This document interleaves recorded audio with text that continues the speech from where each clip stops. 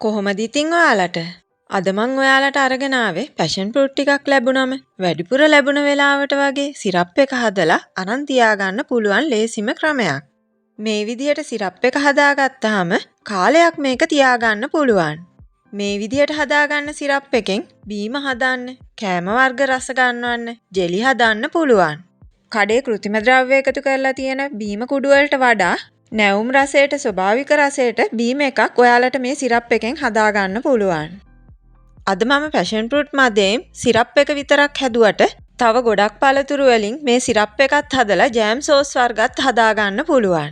එහෙනම් දැන් බලමුකෝ පැෂන් ෆෘට් වලින් සිරප් එක කොහොමද හදාගන්නේ කියලා. මම ගෙදර ගෙනත් තියාගත්ත සාමාන්‍ය පැෂන් ෆෘට් ගෙඩි කීපයක මද ටිකක් තමයි මම ගත්තේ. ඒ වගේම මේ ඔයාලා දකිනවා වගේ ස්වීට් පැෂන් කියන වැලිමඩ පැත්තේ පැෂන් වර්ගයක ගෙඩි කීපයකුත් මට ලැබුණා. මේ සුදු පාටට තියෙන්නේ ස්වීට් පැෂන් කියන වර්ගයේ මද ටික. මුලින්ම ඔයාලා ගන්න පැෂන් ෆෘට් මද ටික අරගෙන ඒකේ බර කිරා ගන්න. එහෙම නැත්නම් ප්‍රමාණය කප් එකකින් මැන ගන්න. කප් එකකින් මැන ගන්නවට වඩා බර කිරලා ගන්න පුළුවන් නම් එහෙම කරන්න. දැන් මේ විදිහට කිරාගත්ත පැෂන් ෆෘට් වල බරින් භාගයක් බරට සීනි කිරා ගන්න ඕන. කප් වලින් මැන ගත්තා නම් ඒ ප්‍රමාණයෙන් භාගයක් තමයි සීනි මැන ගන්න ඕන.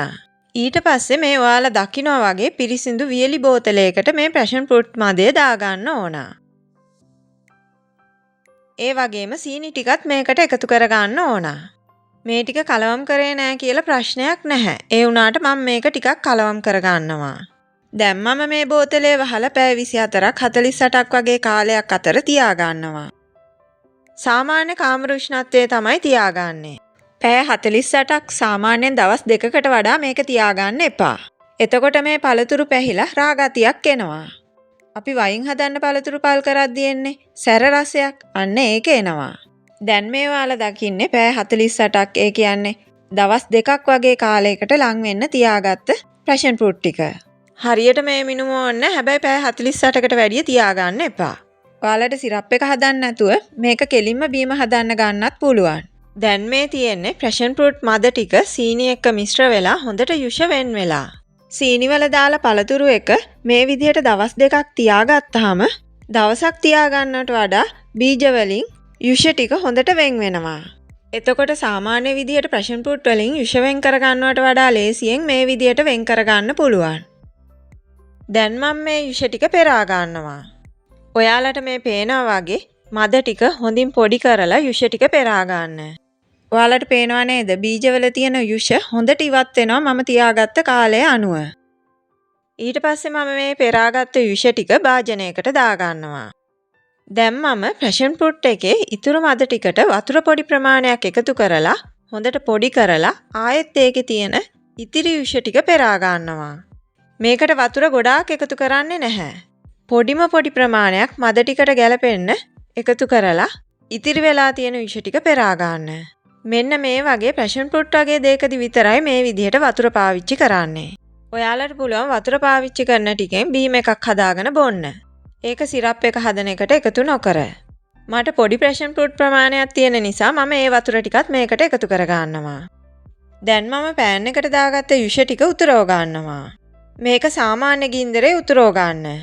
ඔයාලා මේකට යුෂ විතරක් එකතු කරගත්තා නම් උතුරන්න ගත්ත වෙලේ ඉඳලා විනාඩියක් විතර උතුරන්න දීලා මේක ලිපෙන් ඉවත් කරගන්න. ඔයාලා මේකට වතුර එකතු කරගත්තා නම් මම වගේ වතුර එකතු කරගත්තා නම් මේක පොඩි වෙලාවක් උතුරන්න දෙන්න.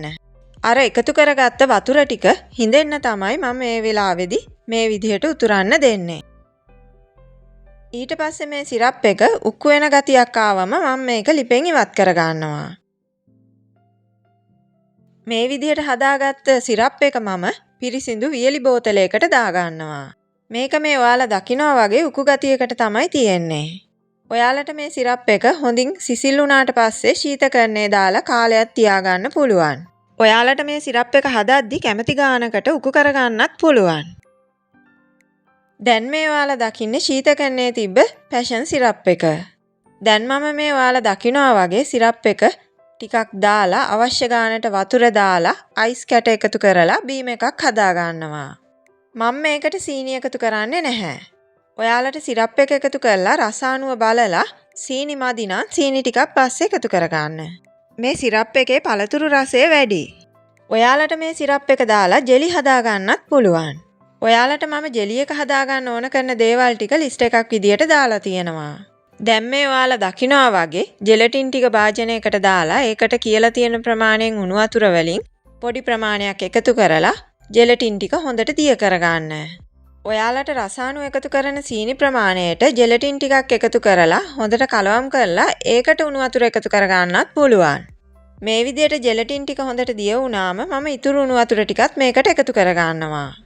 ඊට පස්සේ මම මේකට රසායනික සීනි ටිකකුත් එකතු කරලා ඒකත් දිය කරගෙන මේක ටිකක් රස්නේ ගතිය යන්න තියාගන්නවා. රස්නේ ගතිය අඩු වුණාට පස්සේ මම සිරප් එකෙන් රසායනික එකතු කරගන්නවා. උණුවෙන්ම සිරප් එක එකතු කරගන්න එපා. ටිකක් රස්නේ ගතිය අඩු වුණාම තමයි එකතු කරගන්න ඕන. සිරප් ටිකත් එකතු කරලා මේක හොඳට මිශ්‍ර කරලා මේක ශීතකරණයේ තියාගන්න. දැන් මේ ඔයාලා දකින්නේ මම රැයක් ශීතකරණයේ තියලා ගත්ත ජෙලි එක. පේනවා නේද ලස්සනට ජෙලි එක සෙට් වෙලා තියෙන්නේ.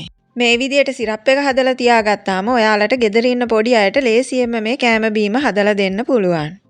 මේ සිරප් එක උකුවට හදාගත්තාම ඔයාලට යෝගට් අයිස්ක්‍රීම් වගේ දේවල් උඩින් දාලා කන ගානිෂ් එකක් විදියටත් පාවිච්චි කරන්න පුළුවන්.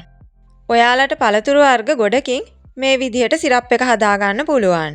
සිරප් එක වෙන් කරගත්තාම ඉතුරු වෙන පළතුරු මදයෙන් ඔයාලට ජෑම් සෝස් වර්ගත් හදාගන්න පුළුවන්.